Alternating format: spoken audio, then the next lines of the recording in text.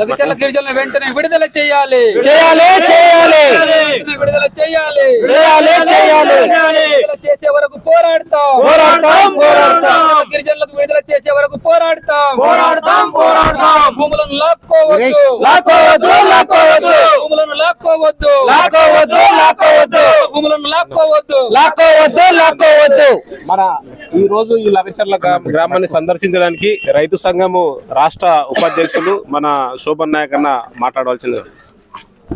ఈరోజు లగచర్ల గ్రామ ప్రజానికానికి రైతాంగానికి మద్దతు తెలియజేయడం కోసం తెలంగాణ రైతు సంఘం, అదే రకంగా తెలంగాణ వ్యవసాయ కార్మిక సంఘం, గిరిజన సంఘం ఆధ్వర్యంలో మేము రావడం జరిగింది. తెలంగాణ రాష్ట్రం ఏర్పడిన తర్వాత తెలంగాణలో కేసీఆర్ పరిపాలన సరిగా లేదు. ఆయన చాలా నిర్బంధాన్ని ప్రయోగిస్తా ఉండు. కాబట్టి ఆ నిర్బంధాన్ని పోగొట్టాలనే ఉద్దేశంతో హైదరాబాద్ లో ఉన్న సచివాలయం దగ్గర, అదే రకంగా సెక్రటరియట్ దగ్గర, మిగతా చోట్ల ఉన్న ముళ్ళ కంచెలన్నిటిని తొలగించారు.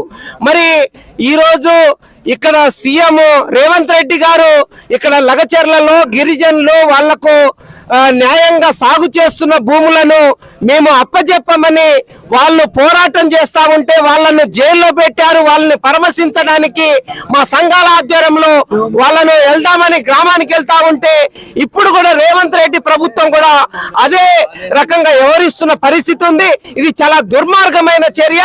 దీన్ని తీవ్రంగా ఖండిస్తున్నాం. ఎందుకంటే ఒకవేళ ప్రభుత్వము అభివృద్ధి చేయాలనే సొయ్యుందనుకో, నిజంగా చిత్తశుద్ధి ఉంటే ఇక్కడ దొరల భూములు ఉన్నాయి, రాజుల భూములు ఉన్నాయి, ఆ భూముల్లో అభివృద్ధి చేయొచ్చు. కానీ గత అనేక సంవత్సరాల నుంచి గిరిజనులు, దళితులు, బలహీన వర్గాల వాళ్ళు సాగు చేస్తున్న భూముల్ని తీసుకోవడం చాలా చట్ట విరుద్ధం.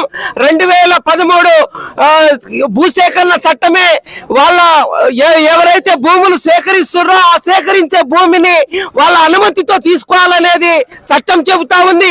కానీ ఆ చట్టాన్ని ధిక్కరించి, భారత పార్లమెంట్ చేసిన చట్టాన్ని ధిక్కరించి గిరిజనుల దగ్గర నుంచి భూములు లాక్కోవడం సరైంది కాదు.